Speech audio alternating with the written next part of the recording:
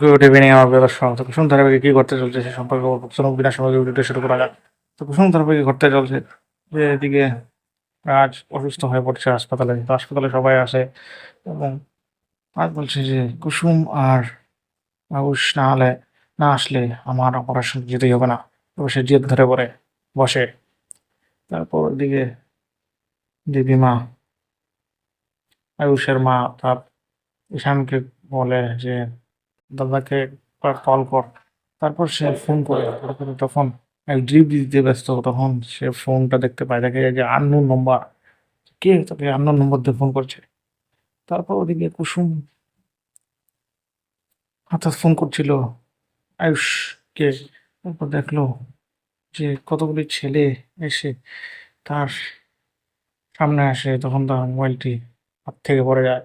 তারপরে সে মনে মনে বলতে থাকে যে এখন সে ছোট বাবুর সঙ্গে কিভাবে যোগাযোগ করবে, এটাই দেখার বিষয়। যে কিভাবে আয়ুষ আর কুসুম তার বাবার কাছে পোষাবে, অর্থাৎ আয়ুষের বাবার কাছে, সেটাই দেখার মতো। ভিডিওটি ভালো লাগলে লাইক শেয়ার কমেন্ট করে জানাবেন, এবং আপনারা যদি আমার নতুন আসেন তাহলে সাবস্ক্রাইব করে প্লে সাথে যে বেল আইকনটা আছে ক্লিক করে দিন, যাতে আমি নতুন কোনো ভিডিও চাইলে আপনাদের কাছে পৌঁছায়। ধন্যবাদ আপনাদের সব ভিডিওটি দেখার জন্য। আর ভিডিও যদি একটু ভালো লাগে কমেন্ট করে জানাবেন। ধন্যবাদ ভিডিওটি দেখার জন্য।